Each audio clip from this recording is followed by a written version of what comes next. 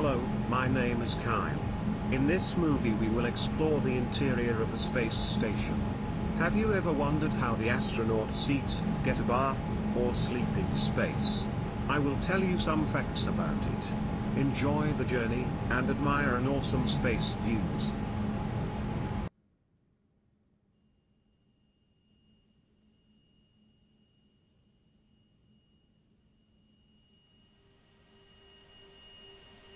The mission of the space station is to enable long-term exploration of space, and provide benefits to people on Earth. Space stations are laboratories above the surface of the Earth, where gravity has been virtually eliminated.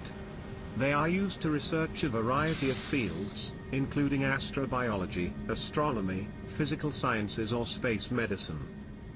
You probably think, how people can sleep at space when everything is floating there, right? After a long day at work, there's nothing better than a good night's sleep. There are a few differences between sleeping at Earth and sleeping in space. Space has no up or down, but it does have microgravity. As a result, astronauts are weightless and can sleep in any orientation. However, they have to attach themselves so they don't float around and bump into something. Because of the electricity and lack of water, there are no showers on space stations. The space station crew is equipped with an edible toothpaste, no-rinse shampoo and non-rinsing soap.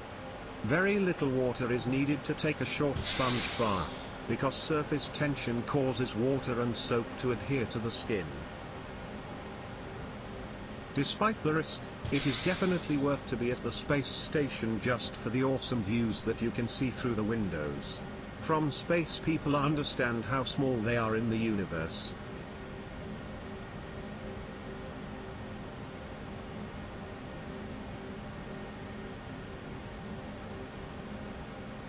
How fast does the space station travel? For example, the only currently working space station travels in orbit around Earth at a speed of 28,000 kilometers per hour, and an altitude of 400 kilometers above Earth.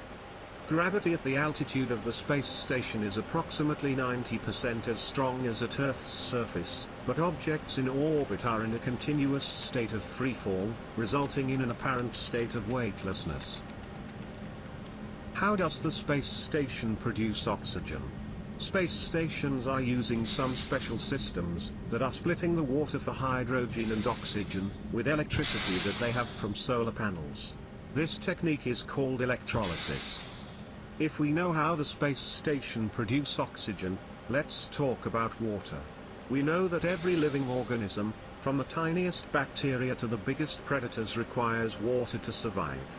The space station uses a system dedicated to recycling water for the astronauts that are aboard. The wastewater is being captured, filtered and then made available to reuse. A setup that automatically continues in a cycle like this, over and over again, is called a closed-loop system. Most food at the space station is dried and packed, and astronauts must add some water to make them edible. Water on the space station is kept in pouches with drinking straws, to prevent any electric devices from damage. Astronauts must be very careful while eating, because even a little water spill could damage some electricity at the station. Other dangerous things are crumbs. They can also damage some equipment or get in an astronaut's eye, or get inhaled causing someone to choke. Exploration of space is a risky business. Because of the space environment, human cannot normally exist there. One of the most hazardous things for human in space is radiation.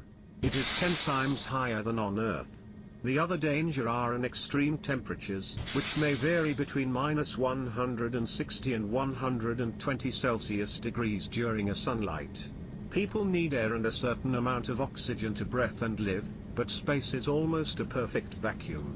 After 9 to 12 seconds of exposure to vacuum, deoxygenated blood reaches the brain, and it results in the loss of consciousness.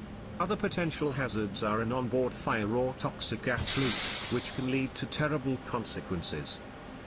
Living on a space station has some physiological effects. One of the most common problems of long-term weightlessness is the loss of skeletal muscle mass, deterioration of the skeleton or slowing of the cardiovascular system. Because of the weightlessness, body doesn't need to use muscles and bones because it is floating whole time. Also there is a high noise level on the space station and it can cause a hearing loss. We are coming to an end of our journey. So, to conclude, space stations are an awesome technological achievements that can lead to develop a lot of new innovations in medicine, science, and other spheres of human life. Who knows? Maybe someday there will be a hotel in space. Thank you for watching our video, hope you enjoyed it. Please leave a like and subscribe, and don't forget to click the bell to be notified about our future videos. We'll be uploading one video per week. We're looking forward to seeing you again.